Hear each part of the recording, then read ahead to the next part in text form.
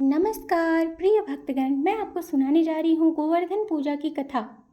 आप सभी भक्तगण इस कथा को बड़े ही प्रेम पूर्वक और श्रद्धा भाव के साथ सुनिए।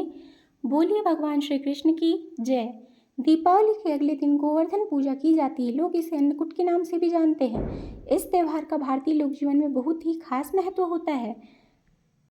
गोवर्धन पूजा कार्तिक शुक्ल पक्ष प्रतिपदा के दिन की जाती है। गोवर्धन पूजा के दिन गोधन अर्थात गायों का और उनके गोबर की पूजा की जाती है। गाय को देवी लक्ष्मी का स्वरूप कहा जाता है।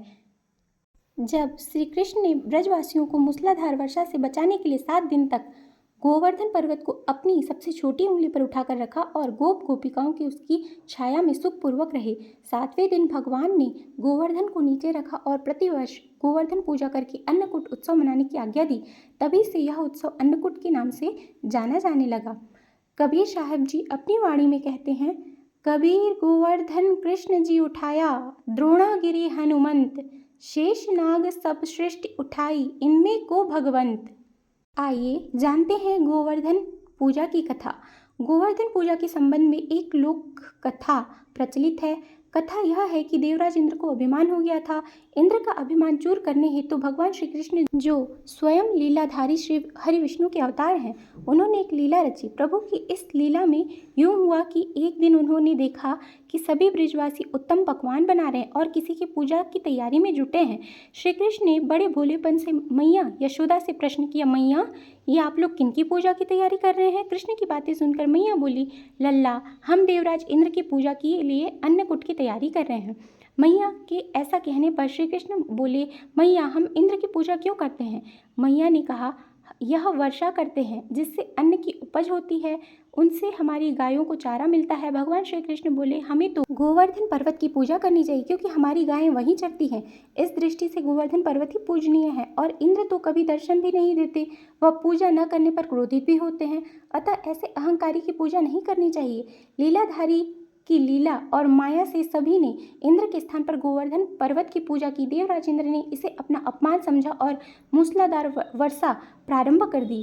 प्रलय के समान वर्षा देखकर सभी ब्रजवासी भगवान कृष्ण को कोसने लगे कि सब इनका कहना मानने से हुआ है। तब मुरलीधर ने मुरली कमर में डाली और अपनी कनिष्ठा उंगली पर पूरा गोवर्धन पर्वत उठा लिया। सभी ब्रजवासियों को उसमें अपने गाय और बछड़े समेत शरण लेने के लिए बुलाया। इंद्र कृष्ण की यह लीला देखकर और क्रोधित हुए और फलतः वर्षा और तेज हो गई। इंद्र का मान मर्दन के लिए तब श्री कृष्ण ने सुदर्शन चक्र से कहा कि आप पर्वत के ऊपर रहकर वर्षा की गति को नियंत्रित करें, और शेषनाग से कहा आप मेड़ बनाकर पानी को पर्वत की ओर आने से रोकें।